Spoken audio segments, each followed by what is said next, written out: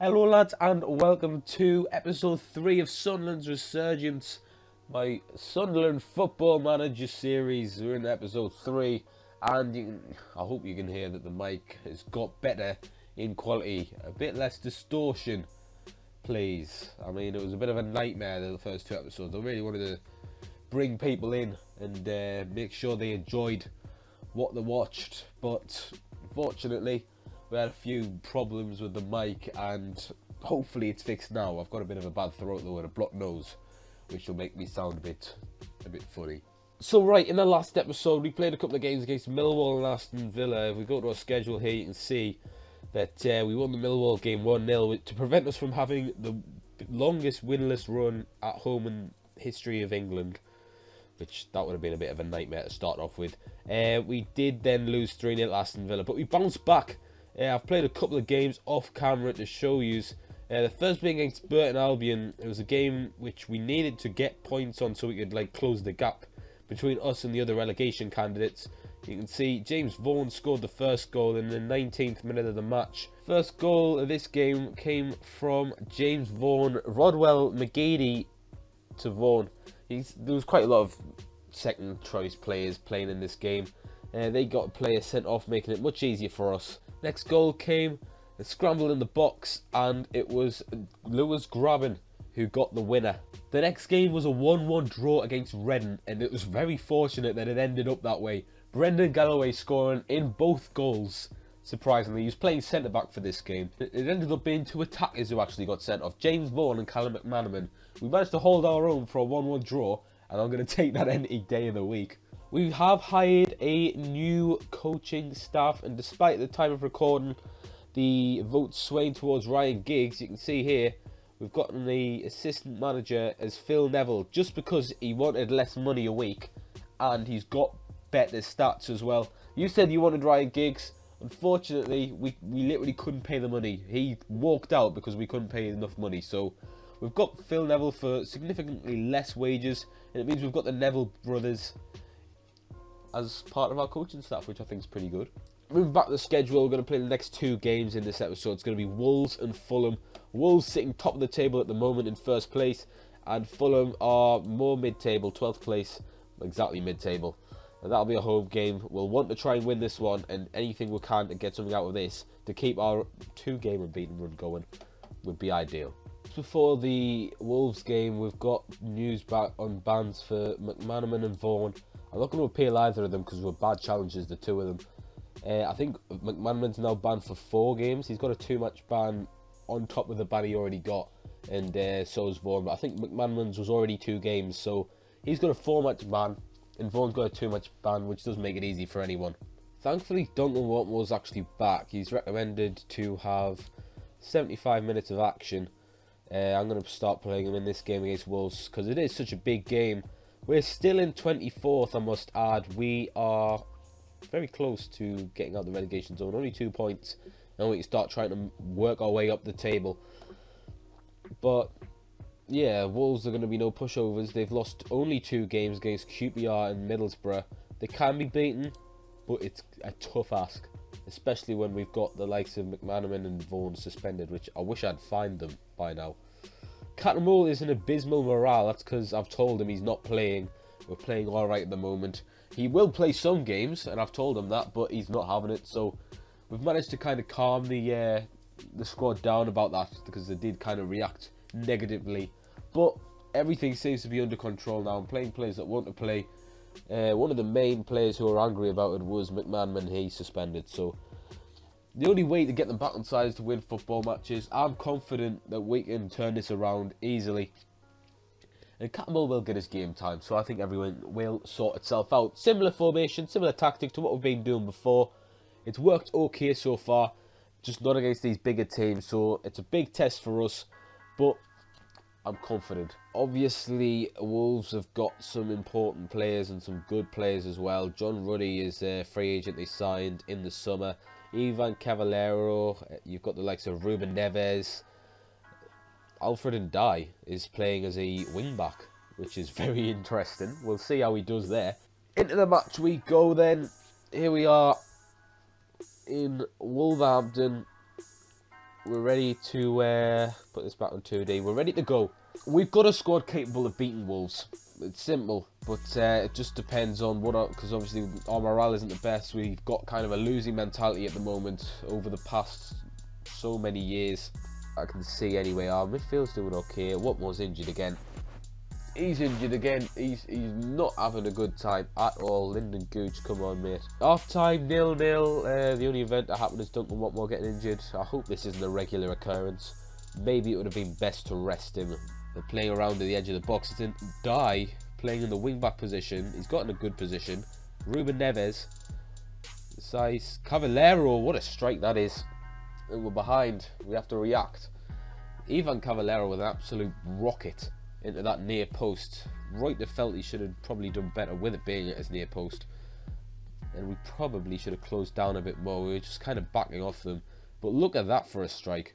And we can respond straight away. Jones is thrown it to Williams. It's a dodgy pass from him, but the fighting in the box results in a goal. Look at this, and it's an own goal from Danny Barr. Must have just avoided a corner kick. Lovely back heel from Gooch, and it's a shot from either McNair or Gooch in the end, and it just goes in off Danny Barr, and that's because we're winning the ball in their box and causing trouble that way. Just keep fighting for the ball. It's perfect. More time in the ball than he should have. So Douglas to Ruben Neves. Bouncing all over the box, and it falls to Marshall. These goals have been very ping-pong-like. Not long after we've scored, where Ben Marshall's decided to mix things up a bit. He's been playing well this game, and yeah, it's disappointing that we haven't been able to keep the lead for very long. It's not been great. What we're going to do is put Williams this side, and then attacking-wise, we could put Rodwell up there, try and get a bit of a chance in the box. If we could have a box-to-box midfielder, or maybe a Cariello as well as Ndong, who can be a bit more of a box-to-box. We want to try and get him as forward as much as possible, so if you can add an instruction to him, just tell him get further forward, you can shoot more often. Yeah, get Rodwell just as a lump up there to try and support grabbing. Die, and that's a problem, is I don't think Billy Jones is in position. And that's Wolves 3, Sunderland 1. Very unlikely we're getting anything from this game, as we just keep misplacing passes. It was grabbing in the end who managed to lose the ball. It's just not good enough in terms of how we're concerned. Billy Jones is injured now. These injuries aren't helping at all. Tyce Browning's going to come on, and it's going to be the last action of the game. And we're very inconsistent at the moment. Calmly, far from pleased from what I've seen with this team. They all look motivated. Because at the end of the day, we have conceded 3. We were in the game, but we've kind of dropped off in the last half an hour or so. We just allowed Wolves to pick us apart. Granted, in real life, Wolves are actually one of the best teams to ever come into the Championship, to be honest. With the money they've got and the players they've brought in, the team they've got at the moment, I'm not surprised they're top of the Championship. Into the game against Fulham, not been great. So I've decided to drop him for this game. I've put Rodwell in, who's been playing a lot better. There's 6.7 you can see there.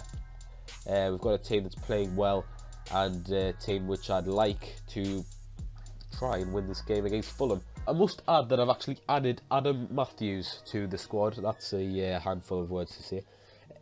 He's been added because Billy Jones is injured for 2 to 3 weeks. Duncan Watmore was just a niggle though, and he's actually feeling much better than he actually did before he got the injury. But to see a much better performance from you, they like that. Let's go and sort it out. I have faith in you. Mark Wilson's motivated. I've got faith in all of you. We're slightly poor in terms of morale. Hopefully that changes with the result today at the Stadium of Light. We've won there once this year. Let's make it twice, please. Gives us confidence that we can actually try and get something from this game. You know, our home performances haven't been bad. Apart from the start of this one, it's the first minute which we conceded. For goodness sake, man. Like, really? Well, let's have a look at the goal. It's Maddle with a throw-in. Kearney, all he needs to do is give it to Graham. That's a lovely flick back to Graham. But I think that's Adam Matthews. Yeah, it is. Adam Matthews has lost his man way too easily there. Got ourselves in quite a bit of space. Rodwell to grabbing, hits the bar. McGee on the rebound. Hell of a save from Burton, the keeper. I think he was offside, though. Yeah, it says we've only registered 1 shot. But you know, we're making chances. Shea Ojo through to Reuter. He tips it behind. It's Graham. McNair heads away. And it's in Ojo again. He scores again, and it's 2-0 within the space of 10 minutes. In that case, we're going to try and control the game a bit more. We're going to try and play with a bit more of a higher tempo still, but I reckon that we need to try and create more chances. Try and give it to Rodwell. That's a nice pass from Rodwell. McNair shoots across goal. We're making chances. We're definitely making chances. It's just the fact that we're not taking them. Time gives it to McGady. It's a decent pass this time. McGady into the box. And I think Button's just tipped that over. He has. It's a corner for us. We're going to take a midfielder off, either Ndong or Rodwell. And Rodwell's been alright. He's going to be in that Cariello role. We're going to put Josh Madger on. I've brought him up from the under-23s to do something decent. He's got a poacher role. Let's have him do stuff. Meanwhile, they've got a highlight. Rodwell gets a block in. Unfortunately, it's gone straight back to the McNair with a tackle. He gets it back twice. No one's really helping him, and Fredericks is given the chance to shoot. That goes wide of the target. It's all or nothing in this last 5 or so minutes. Ojo's given the ball again. He's been very dangerous, and Fredericks makes it 3. That spell of form that we had, yeah, it's gone. 2 straight defeats for the first time in my reign here. And Fredericks simply given too much time. Coney's jogging over to him. It's the full-time whistle. Concede another 3. Something needs to be sorted out. Far from plays what I've just saw from this team. They look frustrated. They are right to be frustrated. Okay, that ends this episode. We haven't had the best of starts, have we? We looked alright. It looked like, okay, we're a bit inconsistent. We're beating the lesser teams, but not really getting the results against the top teams. This match against Fulham kind of explains that, you know, all the Sunderland traits, they're not going away anytime soon. In terms of this squad, where we're going to play next, we're probably going to meet you round about the transfer window time. All these games that I'll probably play by myself, and I'll probably see you Fleetwood game. I'll probably see the Fleetwood game, and I'll play Cardiff as well. They're currently in 11th, so you know, hopefully you can see some wins maybe next episode. But that's it from me this episode. If you have enjoyed, please leave this episode a like. Any suggestions you can think of, please just leave them in the comments below. There's nothing really I want you to decide on, but if you can give advice maybe in tactics, you can always have your input. I'll always give what you say a go. Thank you once again for watching.